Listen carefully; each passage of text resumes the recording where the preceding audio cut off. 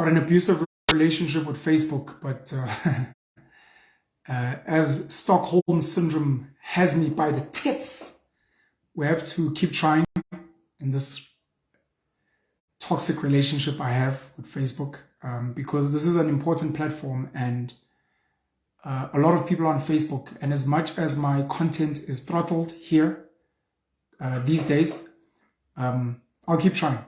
So I'm going to start a topic this evening, and if the video buffers for prolonged periods, maybe 3-4 times, and it's frustrating, then I'll stop. If it allows me to go till the end, then I'll be very thankful, and I'll get through what I want to speak about. If it's really, really bad, then I'll just shut it down and make a pre-recorded video for YouTube. Again, thank you to everyone who watches my YouTube channels. Penuel the Black Pen, the Penuel Show, and the Virtual Mkuku. I appreciate you guys very much, especially the paying members. You guys actually allow us to actually raise funds to be able to carry on doing the work we do. We appreciate all the viewers, all the subscribers, all the people that share our content, of course, but more especially the paying members, you know, that contribute. It could be 10 Rand, 50 Rand, 100 Rand, whatever, every month. That stuff actually makes a huge difference, and I want to say thank you. Today I wrote a tweet, and I saw a lot of people commented, and understandably some of them were upset. I would be as well, probably. But I've thought about this for a really long time, and we've had a lot of conversations, I think, as a nation. But I think I'm ready for Eskom to be privatized, to be given in private hands, you know. The ANC-led government has done a lot of good work in this country from 1994. Last I checked, they've built over 5 million RDP homes. So if you have a family of 3 in each, that's 15 million people housed. Understanding that the RDP system has had its own issues. A lot of foreigners getting homes, a lot of people that are not deserving getting homes. A lot of townships and rural areas have had roads built, you know, tarred roads, which is pretty dope. I literally saw this firsthand from Upuku, where there was gravel roads. Today there's tar. Today there's street lights. You know, I can speak about my grandmother's home, Ekvuyeni, where I used to visit Ukokwam back in the day, and sas Porsche, sas kake bageten. We used the bucket system to defecate, English, to go poop, to do a number 2, and we'd use newspapers, melwa shugule, so that they become soft. There's a joke that goes, white people think that black people take newspapers into the loo so that they can read them. Should we tell them, or will you tell them, or should we? But yeah, we used to take newspapers, and especially the old phone directories, and you shula these things, you know, until they get soft enough for the booty, for the anus. I saw my grand moving from a bucket toilet system to a flushable toilet. Thanks to our ANC-led government. I've seen same thing happen to my grandmother's sister, Gwashlati, you know, which is not too far from Ikvuyen, where they had long drop. And in long drop, I used to be scared of it. You know, I'd rather shit in the bush. Long drop is just scary. It feels like there's monsters down there. What other things have they done? You know, the number of child grants they've paid, which have fed children, clothed children, the free education that they give, and a lot of the schools which are feeding children today, the number of children that have been given access to education, schooling, that have managed to get to tertiary through the National Student Financial Aid Scheme, NSFAS, have been able to get a tertiary education and get into spaces that black people could never even dream of getting into before. The number of black engineers, lawyers, doctors, accountants, actuaries, bankers, and so many other professionals that we have today, thanks to the work done by the ANC government. A lot of businesses, tenderpreneurs, businesses funded by the what does IDC stand for? Industrial Development Corporation, the NEF, which is the National Empowerment Fund. In places like Gauteng, we've got the GEP, which is the Gauteng Enterprise Propeller. We used to have we still have the NYDA, National Youth Development Agency. We used to have the Umsobomvu Youth Fund. A lot of corruption in all of these things, by the way.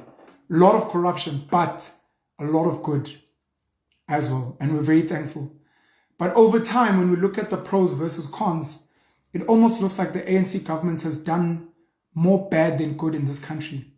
When you look at basic infrastructure, the roads, potholes, and that's probably partly a lack of planning. Maybe they didn't think we'd have so many cars. And because of their greed, they destroyed the railway system and they decided to invest in trucking. And now we've got all these trucks destroying our roads. A lot of the RDPs are falling apart because tenderpreneurs take shortcuts. A lot of money looted, not just the COVID relief money, but tax coffers looted, money from these funding agencies looted. We've seen the blessers. We know money gets cleaned. We've met a lot of people in these spaces, man. We know the things they get up to. So, because people talk. People talk about the things they get up to, the brown envelopes, the politicians that bribe their ways into government, of which we'd like to think, speculation, that Cyril Ramaphosa bought his presidency along with his friends that gave him billions of rands. These big business people, a lot of them white business people that gave him funding for the CR17 campaign. And some maybe now, arguably, if you look at the Phala Phala money, it's arguably money that came from funny foreign sources to keep his campaigns alive, So yeah, so infrastructure, our FET colleges have been dismantled. Some of our teaching and nursing colleges have been dismantled. A lot of skills training colleges. Black people that used to farm are no longer farming. We've become a welfare state where people used to work. They may have been working for peanuts, especially during the apartheid regime where they were exploited. But today they're not working at all. We've got 30 million, half of the population, that is on at least one grant. It could be a child grant, an old age grant, a disability grant, the social relief for distress, the 350 rand grant. Very few veterans grants. There's refugees who get grants in this country. People can't survive without government. Government has made them useless old people that add no value, that don't even know how to plant a potato, that don't know how to build anything, that don't know how to even build a hut, Become a population of really, really useless people, and it's quite sad. And state-owned enterprises have been decimated. South African Airways has been sold by Pravin Gordhan in a very dodgy deal with Takatso, the Takatso consortium, I believe. Denel has been destroyed, which did some of our arms. Transnet, I think today there was an article that came out about Transnet being privatized, of which at some point there were 3,000 ghost employees under Fikile Mbalula as Minister of Transport. We saw the e-toll gantries become a failure. I don't know if it was Usbu Ndebele back in the day who was there to usher those in. Home Affairs looked like it was going in the right direction with Nkosazana Dlamini Zuma and then Malusi Kigabo. The smart cards, fewer, shorter queues. Now all of a sudden we're back to system is offline. Now we're back to long queues and we're back to frustration. Traffic departments are a mess. It's a mess, man. And now obviously load shedding, which is 16 years old this year. 16. Happy birthday, load shedding. Old enough to get a job. But it's become really, really bad in the past few years, and particularly under Andre de Ruyter, the latest CEO, who I think is stepping down at the end of March. And they've only recently started advertising, which is kind of pathetic, since the guy tendered his resignation a few months back. What's Mpo's surname? Mokwana. Anyways, the chairman of Eskom is straddling two positions that are conflicting. At Nedbank, I don't know if he stepped down now, but he was at Nedbank, and Nedbank finances for green energy and finances solar and all these other things. And Napa is at Eskom, which is meant to be fixing. If Eskom is destroyed, Nedbank makes more money. If Eskom works well, Nedbank loses money and is conflicted.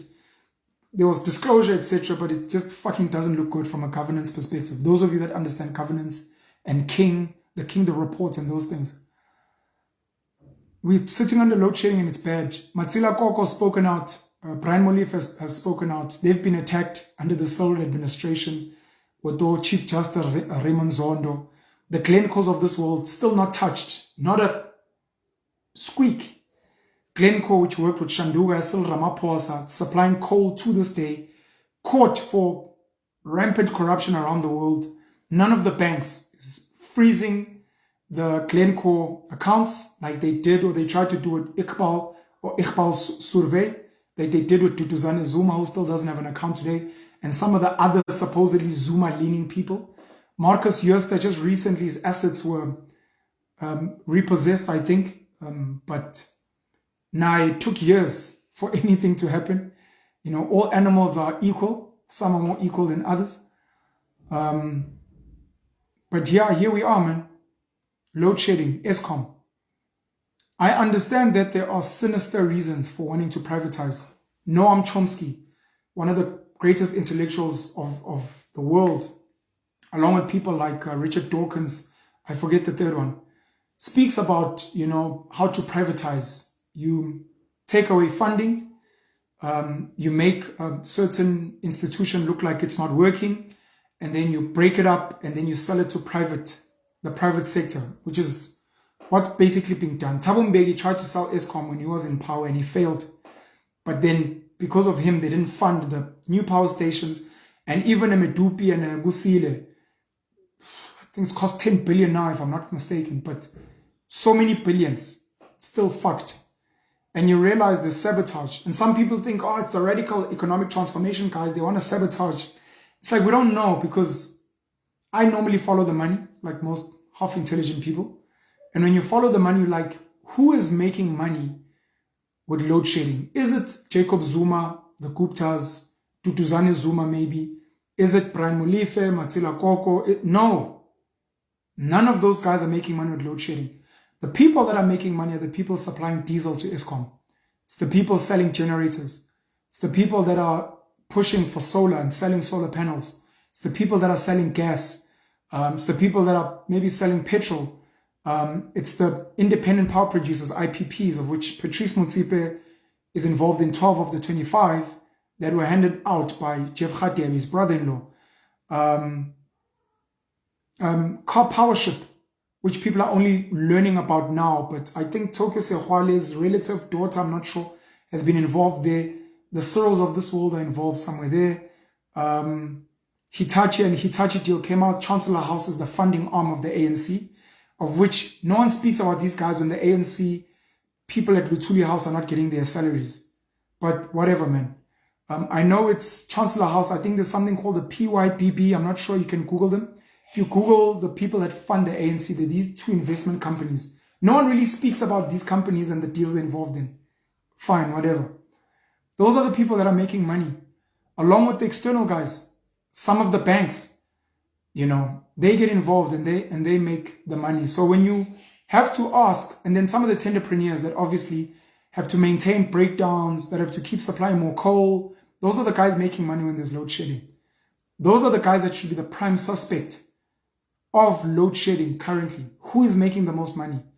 Andre Terreira now, even though he's resigned, is saying we need to move away from coal. Why? We've got 200 to 400 years of coal, and the Europes of this world, the Germanys and the Americas, are importing more of our coal than ever before. Partly because Russia is giving them the middle finger with the conflict with Ukraine.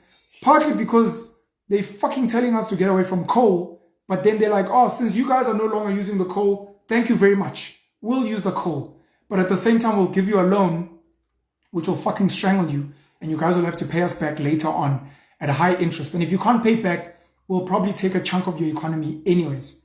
That's how the World Bank and the IMF work, if you understand global economics and some of these superpowers that flex and strangle us. Shout out to Cyril Ramaphosa visiting King Charles and smiling like a clown in the fucking little chariot there at the back. I understand there are sinister reasons. I understand that Cyril, when he was in the war room, was it called the war room, trying to fix Eskom, instead is fucking making money with Glencore. They decided that, look, we need to split it into three. And Praveen has been championing. And look, Gwede Mantashe, I don't know what battle he's fighting, because he also makes money from a lot of dysfunction. They're breaking Eskom up and they want to sell it into private hands. And the private sector is probably, if it does eventually take Eskom, it's going to increase prices, of course. It's going to switch off all the illegal connections, which that should be a good thing. We can't be saying it's fine for people to be legally connected, even if they are poor. The thing is, you are poor, we understand. You can't afford electricity, we understand. It's deemed a basic right in the Constitution, we understand. But unfortunately, the electricity you're consuming as a poor person comes at a cost. And the question is, who is paying for that? And number one, it's the taxpayer. And number two, it's the people that are paying for their electricity, who were told they're going to get an 18.65 or 18.75 increase, I think from NERSA, the National Energy Regulator of South Africa, of which Cyril then came in and said, no, look, we're going to fight against this hike.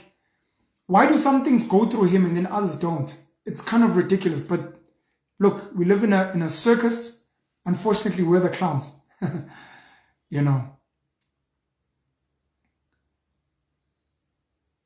There are so many issues we have with Eskom.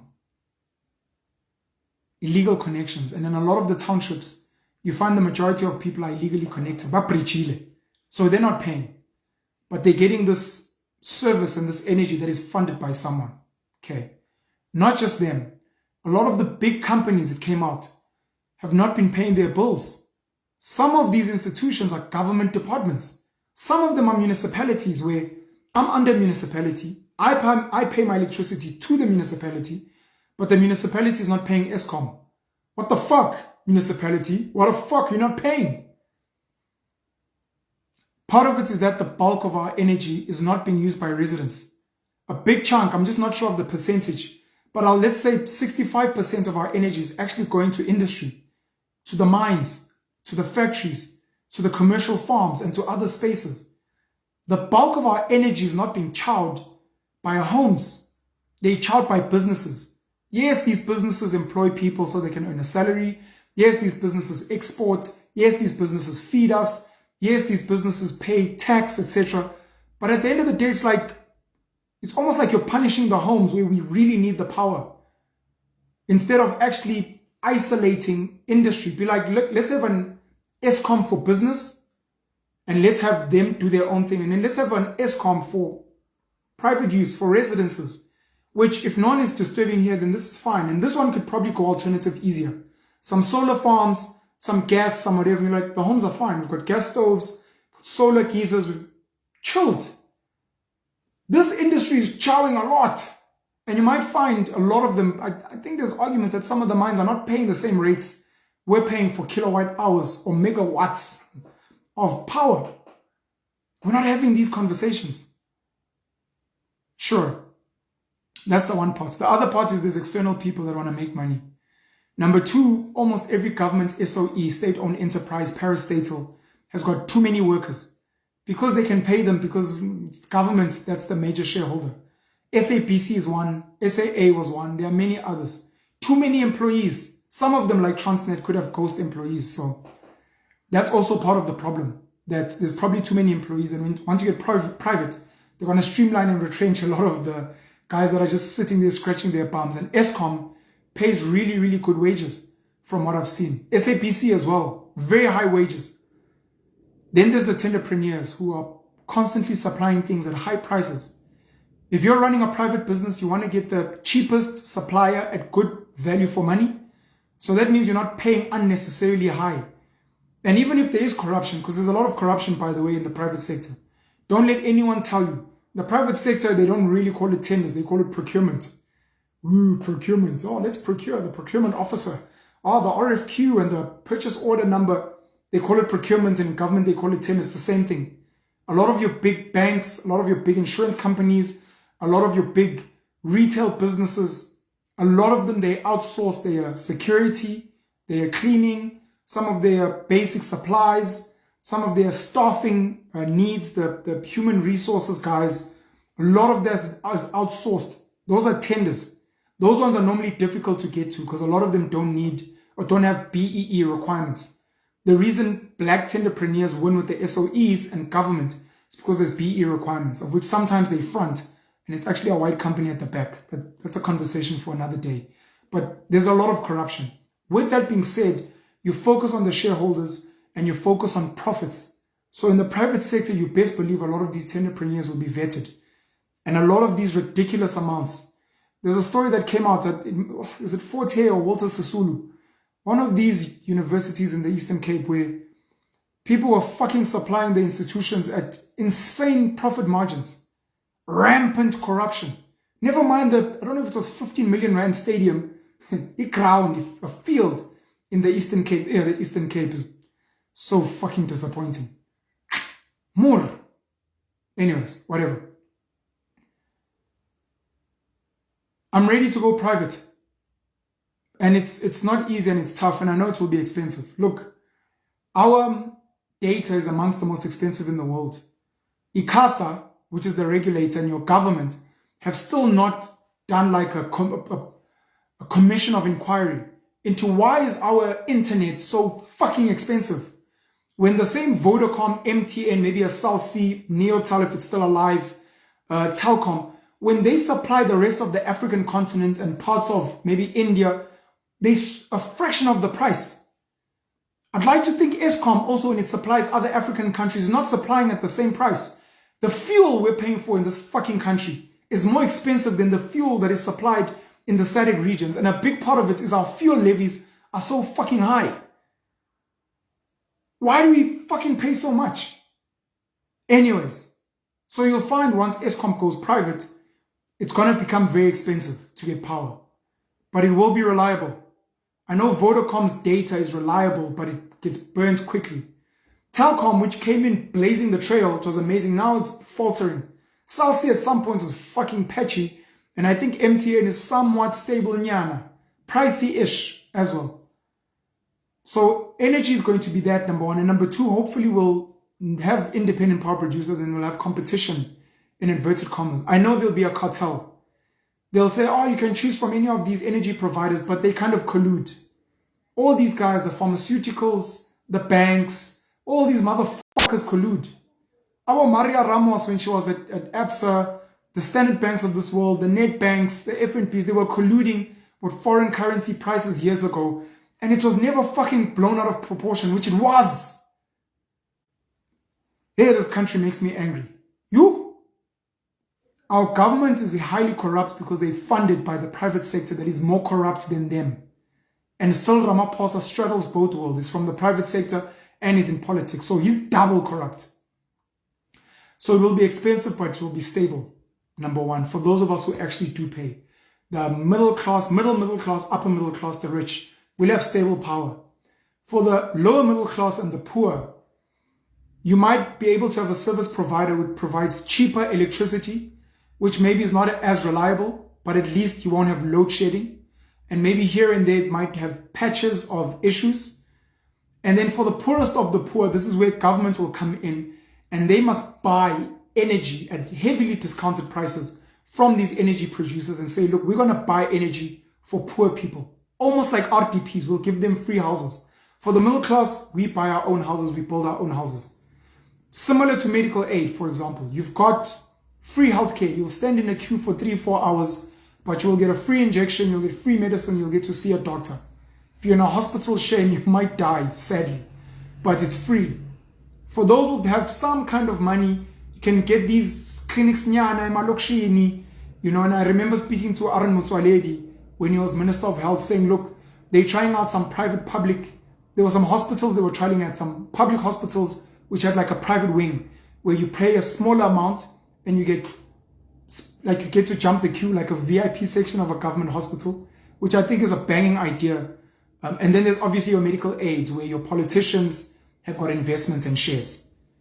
All these medical aid schemes, all these private hospital groups for upper middle class and the rich, good quality, debatable, but good quality healthcare.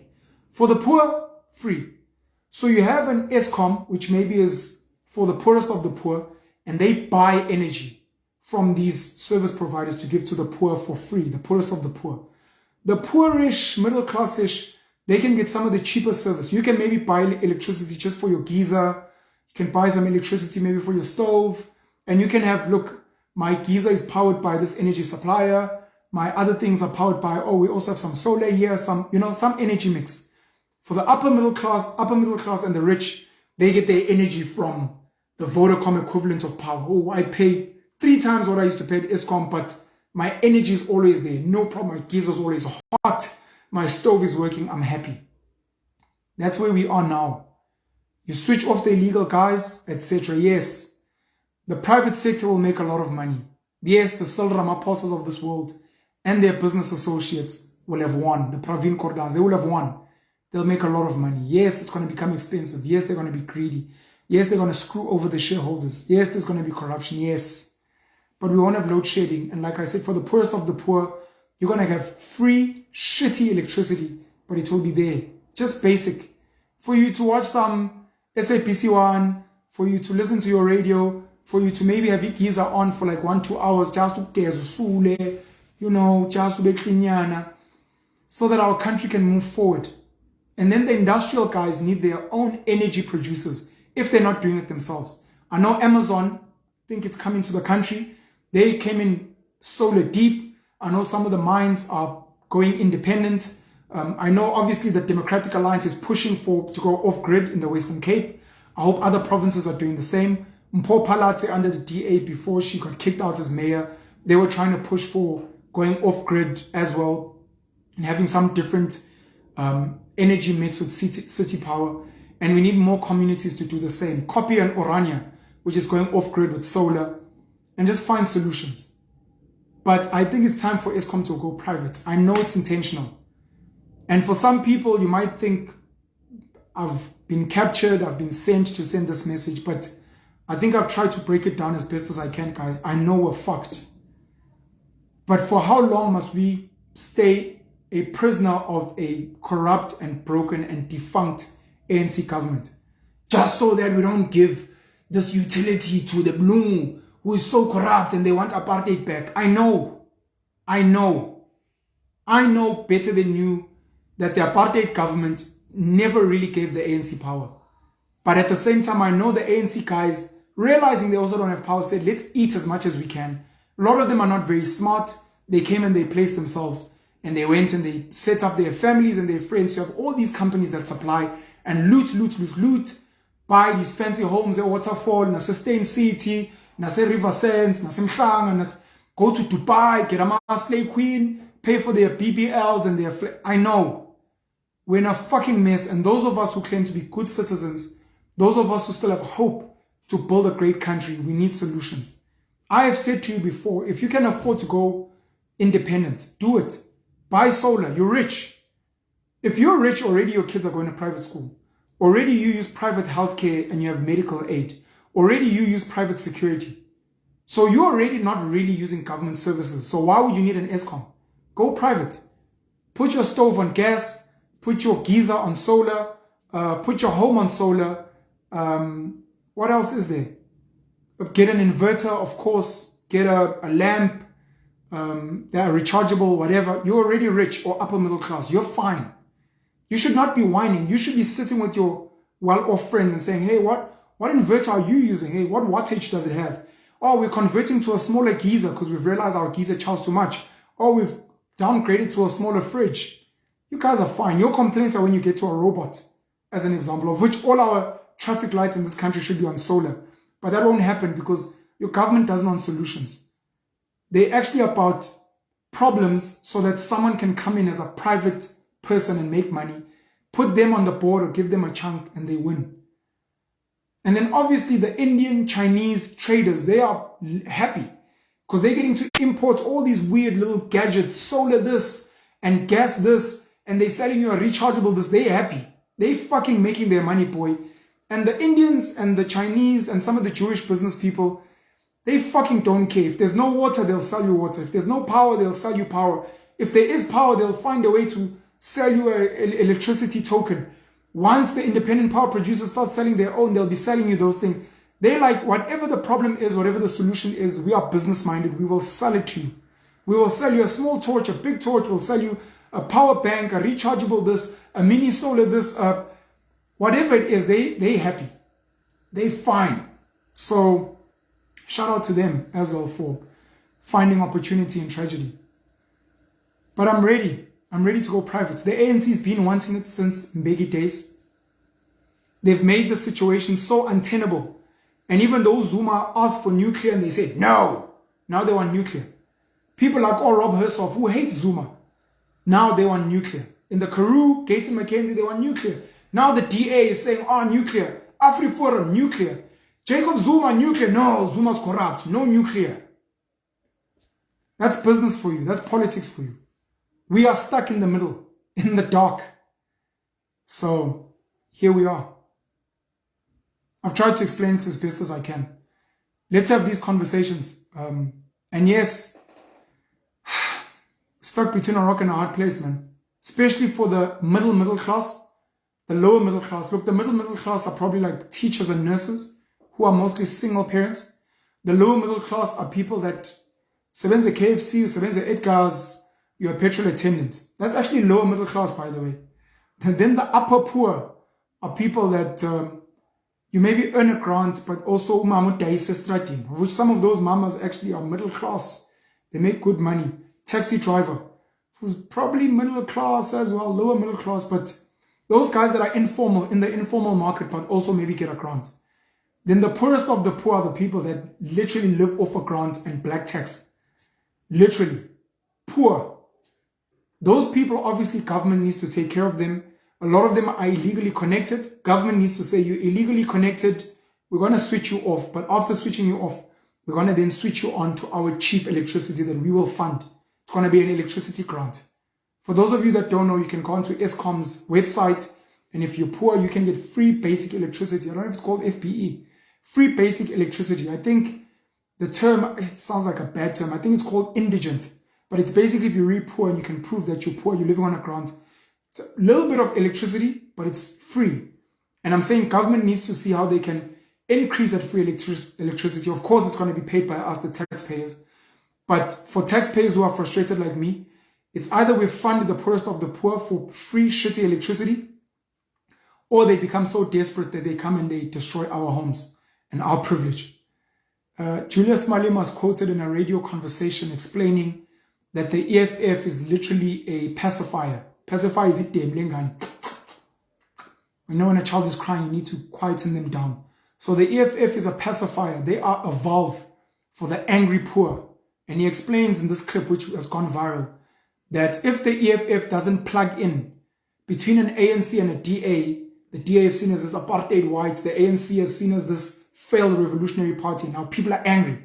If the EFF doesn't seem to represent these people, Julius Malema says in this clip, when those people have an unled revolution, they will come for people like you and I, who are living in the suburbs. You know, to tell you that the EFF is not really for the poor. They meant to pretend to represent the poor. But the Malimas of this world, and Roses of this world, the Shibambus of this world, they're living comfortable lives. Julius probably earns 150 to 200,000 rand a month. Undlozi or Shibambu are probably earning 100,000 rand a month. That's besides any business deals they may have on the side. That's besides any talks they probably do, and they probably get paid 20 to 50,000 rand per talk that they do. They probably have friends as well that fund them, that give them freebies. They have friends that they position to get tenders. Those guys make a lot of money. They're comfortable. They have medical aid. Their kids go to private schools. They have private security. They're fine. The people they represent are not fine. Those people are poor. Very disappointed with Julius Malema telling EFF politicians, if you don't have a basic matric, over time we're going to remove you. This is a person who's meant to represent the illiterate, the under or uneducated. This was a guy who had to go and scramble to get a qualification in tertiary to look educated. Now almost snubbing leaders. And we have to remind Julius, like the ANC leaders before him and the school that he comes from, the ANC, that leadership does not need a qualification. True leadership, which something Julius is meant to understand, does not need a qualification. If you can identify a problem for the people, something like Nhlanhla Lux has done, or Goko have had the electricity switched off, we go and approach the city of Joburg, city power, the mayor. Can we resolve this issue? Where did you study? Doesn't matter. What qualification do you have? Doesn't matter. Where do you work? Doesn't matter. How good is your English? Who the fuck cares? Here's a problem. We would like to find a solution. True leaders. We saw this with Jacob Zuma. And that's why many white people, some clever blacks, hated him. Grade 4 dropout. How stupid can you be? You have a PhD. You're a professor. And in all your years of education, you have not learned humanity, and you have not figured out that some of the greatest innovators of our time are people that don't have qualifications. Jacob Zuma has spent years in politics, learning politics firsthand. He didn't have to go and sit in lectures for 3 years studying fucking Karl Marx and Lenin and other fucking bullshit and Keynes economics. The guy was literally in the cold face of politics. He can write you a book on real politics. He sat with educated people and he understood politics firsthand, and then he served. From a young boy, he served at various levels and structures within the ANC. He spent time with educated people in Robben Island. He went and he served in KZN as a leader. He served in the ANC. He's traveled around the world and met many world leaders. He's read books. He's watched the documentaries. He's debated and engaged other people. Oh, he dropped out in grade 4. What can you expect from a dropout? We can expect that this person has got real experience from real life. And you are just exposing your idiocy, saying that he's a fucking grade 4 dropout. That is stupid. That is you saying, Bill Gates, and this, I got disappointed by Muysen Ndlozi saying this. Bill Gates is a dropout. What does he know? Come on, Ndlozi. Disappointing, bro. Mark Zuckerberg, dropout. Steve Jobs hardly went to tertiary, qualified, dropped out as well. Innovators. Real innovators. So I'm disappointed by Umalima, but I'm not surprised because this is what politicians do.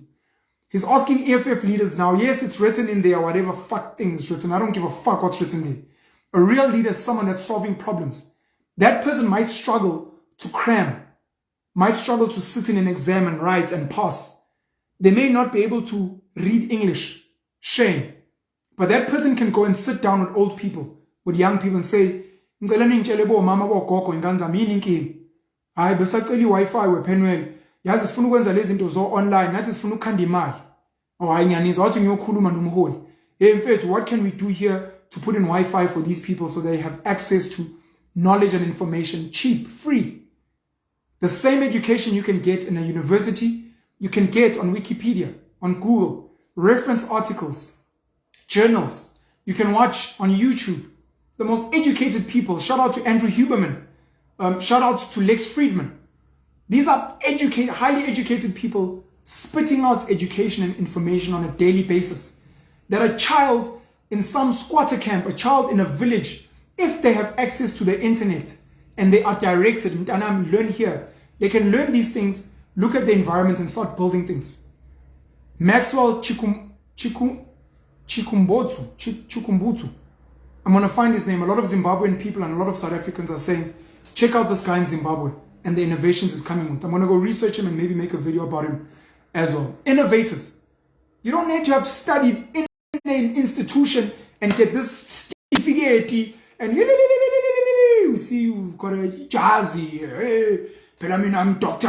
Hey, fuck. Can you solve real problems? So if Julius Malema and the EFF can shift the goal them in 10 years now, 10 years from now, shifting the goalposts as well, saying, if you want to be a leader in this country, you must have a PhD or a master's. If you want to be a leader in this country, you must have served in parliament. They served in parliament when they didn't really qualify to serve. But later on, they gatekeep. Hey, YouTube tried me out. This is the first buffer that I'm getting, and maybe it's a sign that I need to wind up my video. The EFF is a cult movement, which is fine. Julius Malema is the cult leader, and it's a necessary voice and it leads a lot of people. But I'm just telling you to be careful. These are ANC Youth League people. These are ANC people. You hate the ANC, but you hate the people that came from them. Same as COPE. People that came from them. Come on, man. 10 years from now, the goalposts are going to be shifted and there's going to be new gatekeeping. Like it happened with insurance. You need 100 million to get a license. Banking, 260 million you need to begin the process. To keep people out where you couldn't do it before. And then it's going to open a space for new revolutionaries. New young people that are saying we want to solve problems. We don't want to hear about protocol. All protocols observed. Honorable member. No, but if you look in the hindsight, no, but section what, and this clause. No, but the Constitution. People that are going to come and say, listen, we are human beings living in this country of South Africa. Fuck the Constitution. Fuck the law. Fuck parliamentary processes. Fuck a 2/3 majority. Fuck a quorum. fuck your education, fuck your qualifications. There are people that have real problems. We want to discuss the solutions, look at all the alternative solutions, find the one that's most practical to implement. Implement it, and then review it, and see if it's still working. And then keep reviewing and upgrading and fixing that solution so that our people can get resolved, so that our people can be empowered, so that this country can become something of a marvel. Don't tell us about all this fucking red tape, because at some point you broke the law, ANC. You broke the law and you were labeled a terrorist organization because you knew the processes were wrong. Because you went and broke parliamentary processes, EFF, because you knew the parliamentary processes were wrong. And now you're buying into the same rubbish and you're gatekeeping. And there's going to be new kids that are going to come up and are going to say, you guys are wrong. You guys are out of touch with the people on the ground because you're no longer serving their problems. You're too focused on blue lights. You're too focused on conferences. You're too focused on point of order, instead of solving the problems of the people on the ground. And this is why I also say we need more community leaders. We need more people on the ground who are saying, I don't know what's happening in South Africa and I don't care. I know that I live around the Johannesburg Botanical Gardens in the northern suburbs of Johannesburg, understandably privileged area. I live close to Emmarentia, Montgomery Park, Linden, Melville, Northcliffe, and surrounding areas. And I'm saying these are our problems. We have certain holes in the road, potholes. We have certain pipes that are leaking with water. We have load shedding issues here. We have dodgy people that are walking up and down here. We don't know if they are residents or not, but we're scared because our children don't feel safe. Who are these people that are here? Can we get a gated community? Can we put boom gates? Yes, it's privileged. Yes, it's exclusionary. But the bottom line is this is our community. Someone else in a township somewhere can say, mina ngihlala eMadadeni. Ngila section 4. Ngasemzamo. La sekhona khona you save manje. La ngasegrounding la rider. Ubaba ka Penwell. Abo Penwell ukhanda ama video YouTube. Ground la Bristol la. La force nenkingi. U2023 kodwa namanje sinawo utha. La abanye abantu banothaba la ukutha umgwaqo la. Asinawo ama street lights. La nathi sine load shedding. Nathi sinenkinga zethu. And you say we also la eMadadeni for want to build a gated boom gate community. We're going to get number. From Germany, France. Oh, we want to see the black people in the townships. No, Baba, who are you? You're coming into our space. You need to have a permit to come into our neighborhood because you can't just walk in and out of here. And once you come in here, you must come here to spend your currency and leave some skills. This is not South Africa. This is not a province. This is not a city. This is our neighborhood, and we will contain it as best as possible. Some of these politicians are living in gated communities, the Stain cities, the waterfall cities, or Cyril Ramaphosa where they live in the Hyde Parks and the Sandhursts. There's police that patrol there. You can't just tell a guy as you want, but it's a free country. But then in your neighborhood, it's free. They get to come in and out. If a politician wants to visit your community, they must ask your leader. Please, may we please ask. Your leader ask the community, can you invite this minister to come in and see? What is their agenda? Oh, let me find out. Hey, Minister Banban, what is your agenda? Our community wants to know. Oh, this is the agenda. Oh, okay, you're free to come in. But when you come in, please know we also have an agenda to give to you. We also have a mandate. And if you guys are not delivering, we're not voting for you, we're not letting you in here. We'll only let certain people into our private land here. And you need community leaders for that. Not qualified, qualified in the streets, serving the people. I'm ready for Eskom to be privatized. Bittersweet. But I'm happy to hear your thoughts. I'm happy to hear any counter suggestions if you maybe think we can do something better. But your suggestions must not be idealistic and fantasy. I believe in meritocracy. We're not going to have meritocracy in this country because we don't have a dictator that can fight all these political parties and put the right people in spaces. No, but if we don't vote ANC, if the DA, it's not happening, guys. We may not trust the DA, but the ANC is fucking up. I don't trust the DA. I don't want to vote DA. But we need solutions. And I'm saying if it needs to go private, so be it. But in the interim, while they're going private, I know Cyril and all these guys are trying to say, who's going to eat this? We'll give Patrice a piece of Eskom. We'll give my business associate to Putumanchego a piece of Eskom. Aspen Pharmaceuticals is going to have their own independent power producer. Discovery Medical Aid is going to have their own thing. My friends there, let's consider the UK because King Charles is now a mate. Joe Biden is now a mate. We don't really like Putin. We like this guy. What can we cut for them? Let's cut them a slice. While they are doing that, because they don't care about us, they care about themselves. Whether it is public, and this is the other thing I wanted to say about Eskom. Eskom might be a public entity, but the coal that is supplied there at a premium and at a huge profits is supplied by private companies. The tenderpreneurs that supply the services, they are private companies.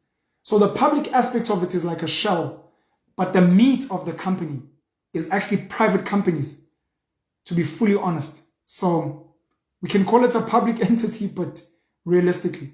And your fear with a private Eskom is government can regulate the private sector. They may not do a good job of it as they fail to do now, but government can actually go to ShopRite, Pick and Pay, Woolworths and say, you guys can't sell bread for more than this much. They can go to Vodacom and MTN and Cell C and Telkom and say, your data, chief, it's too expensive. Lower that thing. We've seen the profit margins. We've got an analyst to come and say, you guys are being greedy. You're oppressing the people. They can go into the private sector and regulate, but they don't do that. So whatever you're scared of, it's probably currently happening now. My point is, while these guys are deciding in which way they fucking want to screw us, let's also try and take ownership of our communities. Hendrik van der Bijl was a brilliant man, but there's a Hendrik van der Bijl in each of us. And the challenge is, how can I take the spirit of Hendrik van der Bijl, the spirit of Nikola Tesla, the spirit of Thomas Edison, the spirit of Henry Ford, the spirit of Steve Jobs, the spirit of Elon Musk, the spirit of Kanye West, the spirit of Maxwell Chikumbutso, I'm not sure of his surname, I apologize if I'm getting it wrong, the spirit of Strive Masiyiwa, the spirit of Aliko Dangote, the spirit of every innovator that we've ever had in history. Pythagoras, the guys that built the pyramids, the Mapungube people, the leaders of the Royal Bafokeng, the people that are innovating. How do we ignite that spirit within ourselves to try and come up with solutions in our communities? And be brave and understand that while you try to lead, the external vultures are going to come and try and come in and kill the leaders, kill the innovators. If not, they're going to try and capture them and offer them a lot of money, give them seats in certain political parties, give them shares and board seats somewhere. They're going to try to do that, but try and stay focused and empower as many young kids as possible so that if they take one, you still have 20 more to go. If they take 5, you still have 30 more to go. That's the power of something like open source coding. That some of the stuff, it's transparent and we can share it. And for now, we can still access the internet. I know the Bill Gates of this world, they try to colonize it. Things like ChatGPT, artificial intelligence, things like non-fungible tokens, NFTs, things like blockchain and cryptography. Those guys are actually trying to colonize the internet. And some of you are not aware. I can see through the bullshit. But until we have to pay a lot of money to access Wikipedia, YouTube, Spotify, access people like myself, while it's still free, except for the data, of course, suck that information and empower as many kids as possible. Download some of these videos, put them on DVDs, play them in your schools, educate and empower young kids. The schooling system is fucked intentionally so, because it's easier to control a population that is miseducated and undereducated. The churches are fucked because the pastors are too focused on making their own money, asking you to look into the sky for solutions instead of looking into yourself, into the God in you for solutions. The traditional leaders are fucked because they also are obsessed with making money and not empowering their constituencies and their people. So it's up to people like myself, and where I maybe be muzzled, where I get throttled, where I get captured, because one day if my voice gets loud enough, I'm going to be given the option of death or become one of us. And I won't want to die. So I'll probably become part of the machine. And I'll sit on these boards and I'll look for ways to exploit everyone, sadly. But I'm hoping that while I'm still relatively pure, I will empower and ignite as many of your minds as possible so that after they capture me, you guys have been poisoned with independent thought, critical thinking, and the ability to solve your own problems and to look beyond private land ownership, the banking and money system, which is corrupt, insurance systems, which are corrupt, the healthcare system, which has been captured, bogus educational institutions, which are just schooling institutions to build zombie robots, and all these supposed billionaires that you worship. and the music that keeps you hypnotized and away from doing real things, and the medicines which keep you numb and zombified, the GMO infused foods, vegetables that keep you dumbed down, the social media platforms which have been captured and won't allow you to speak freely, and algorithms that pick up trigger words so we can't say certain illnesses and pandemics that are out there, and we can't mention certain people's names because we get cancelled, etc. Go and plant as many mental seeds as possible into as many kids as possible, because the world will not get better if we're not pushing for it. There are people that died for us to be where we are today. There are people that pushed us forward. There were evil people back then. There are evil people now. And I'm saying those of us who are not yet evil, who are not yet captured, let us spread this thing like wildfire. There's a song called They Schools by Dead Press. They Schools. Go and listen to that song. They Schools by Dead Press. Go and listen to the Miseducation of Lauryn Hill. Go and listen to a lot of Kanye West's albums and pick out the education. Go and watch Ex Machina. That's Andrew Garland. I stand to be corrected, the director. Go watch Ex Machina. Go and read 1984 by George Orwell. Read Animal Farm by George Orwell. Go and watch V for Vendetta by the Wachowskis, with Hugo Weaving as well. And I think Natalie Portman. I think it's Natalie Portman in that movie. Go and watch Cloud Atlas, which is the Wachowskis as well. Go and watch The Matrix. Go and study The Matrix. Don't watch it. Study it. Study it. And after watching these movies and reading these things, go on YouTube and listen to the reviews. Listen to the reviews of the movies, of the books. Read Animal Farm as many times as you need to. Read 1984 as many times as you need to. Watch Equilibrium with Christian Bale and Taye Diggs. Go and read Sapiens by Yuval Noah Harari. Go and watch Why Humans Rule the World. Why Humans Rule the World on YouTube, which is a TED Talk by Yuval Noah Harari. Go and watch as many Joe Rogan Experience conversations as possible. Go and watch as many Lex Friedman conversations as possible. Go listen to Andrew Huberman. Go and watch The Penwell Show. Go and watch The Virtual Mkuku. Go and watch The Hustler's Corner, especially the episodes which feature just myself and DJ Spoo, where we're discussing certain things. Go and watch the videos of Andrew Tate. Go and watch a lot of the speeches and the videos by Jordan Peterson. Go and listen to a lot of the speeches and interviews of Lauryn Hill. A lot of the interviews and conversations of Tupac Shakur. Go and study Huey Newton and the Black Panthers. Go and study Marcus Garvey and what he did. Study Stephen Bantu Biko and read I Write What I Like. Go and study Robert Mangaliso Sobugwe and the things he said about the black man being on their own. You know, study the African National Congress and where it comes from and what's happened over the years. Go and study some of these big corporations. BlackRock, Vanguard, Mark Rich and Company, Glencore, Trafigura. Study Anglo-American. Study the Dutch East India Company. Study Chinese trade of the past. Study Indian trade of the past. Study the Mongolian Empire, the Ottoman Empire, the Roman Empire, the Greeks. Study how Christopher Columbus and the Spaniards got to America.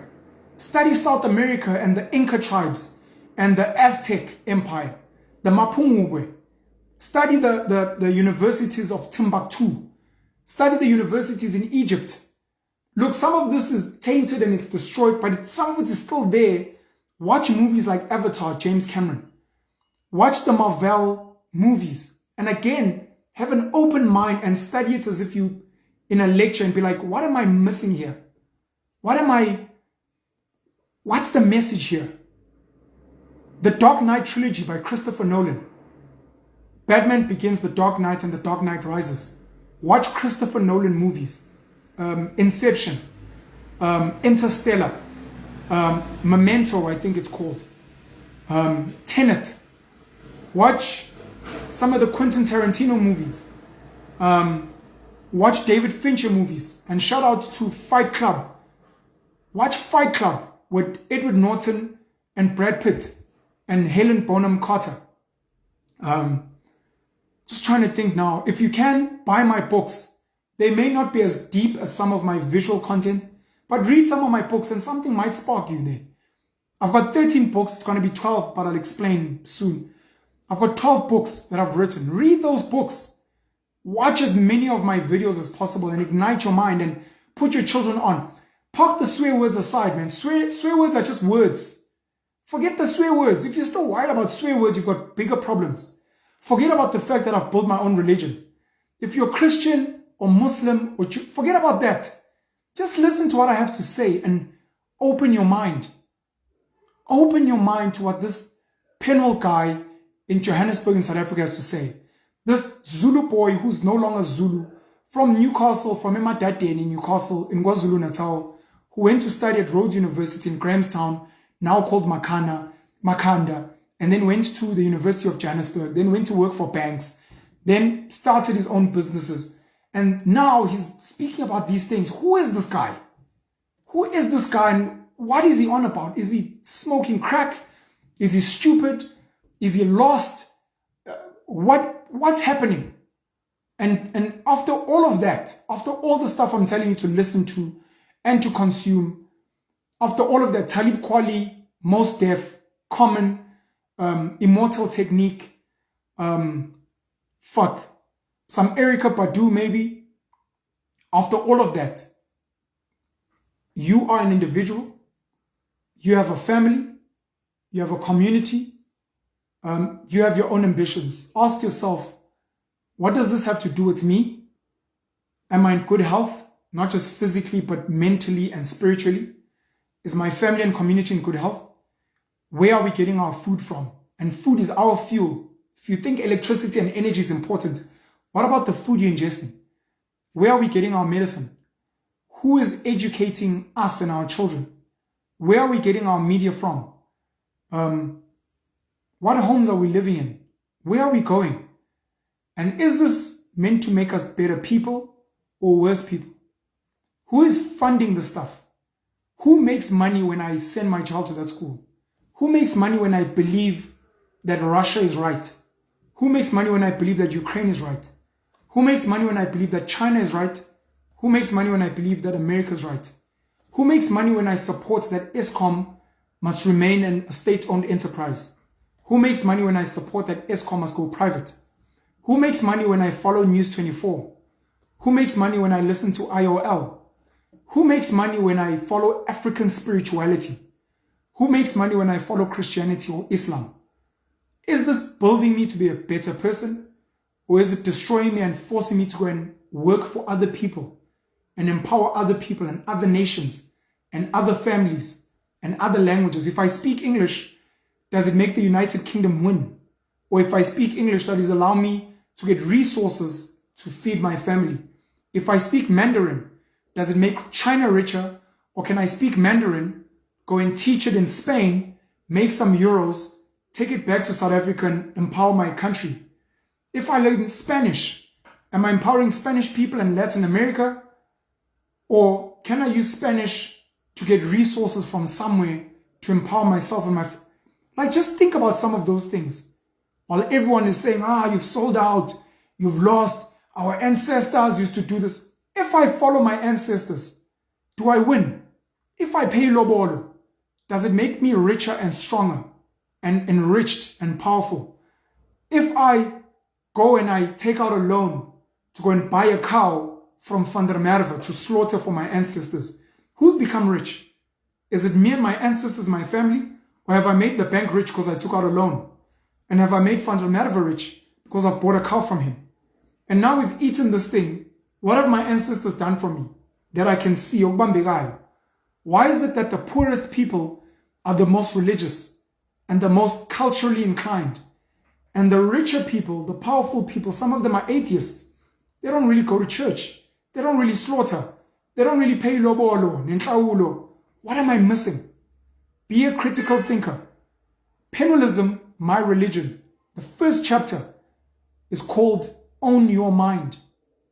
And it breaks down that there are people who own your mind. And I've said before that my ambition in my life is not to become rich in money terms. I want to colonize as many minds as possible. And I'm saying it. I'm trying to crack your mind because I believe other people own it. And those people are not serving you. They are only serving themselves. And you are fat, you are sick, you are poor, you are stupid. You have not traveled the world. You don't have confidence. I am going to colonize your mind under penalism. But what will happen after that is you will be in good health. You will not be sick. You'll be very healthy. You will become rich. You will become powerful. You will be able to stand with any president and any billionaire in the world and beat your chest and say, I am of the chosen people. Who chose you? Penwell chose me. I listened to Penwell and he became my voice. And he colonized my mind. I'm brainwashed today because I follow Penwell. But I'll tell you what, from all the other belief systems out there, I'm at my healthiest. I'm fulfilled spiritually, mentally. I have a great relationship with my partner, with my children. My family and my community is winning. And penalism, one of the later chapters towards the 30th chapter is penalism is about winning, however you define it. But I want you to win. And very few belief systems out there are about you as the individual winning. They are very much about you serving a higher power, very much about you tithing to some foreign institution, very much about you serving a God and other people. I'm saying the God is in you. And I'm saying you need to serve yourself. And you need to find the God in yourself. And if you're still a bit scared to go fully independent mentally, I will be your God and I will be your guiding light. I will be your Messiah, your God, your leader, your whatever you want to call me. Penalism at its core is about seeing Penwell, myself, as your leader, teacher, and life guide. I want you to win. Anyways, this video was about me saying that I've kind of accepted that Eskom needs to go private. Thank you for tuning in. I'm going to download this video and I'm going to post it on my YouTube. If you can, please share. I know Facebook is throttling my content, but it's fine. Please share. Hopefully my YouTube will get better reach and I will keep trying to share this video where I can on other platforms as well. Penwell the Black Pen, keep supporting me. I'll keep fighting for you. As long as you guys capture me and it's not the wealthy for now, you win. Once the wealthy capture me and they give me millions, billions, and they threaten my life, I'll be gone and you won't have me anymore. And I'll come on these platforms and I'll tell you guys, send your kids to school, get medical aid, go to private healthcare. What else do these motherfuckers lie to you about? If you just work hard, work really hard, get a good savings plan, invest, have a share portfolio, and then when you retire, you will retire comfortably with the retirement annuity. The retirement age in South Africa is arguably between 60 and 65. The death rate in South Africa is age 60. They literally tell you to retire where they know statistically that you're probably going to be dead, which means you'll never get to enjoy your money. Be careful. Live full, die empty. Live now. Own your life. Penwell is God. Penalism is the answer. Good night.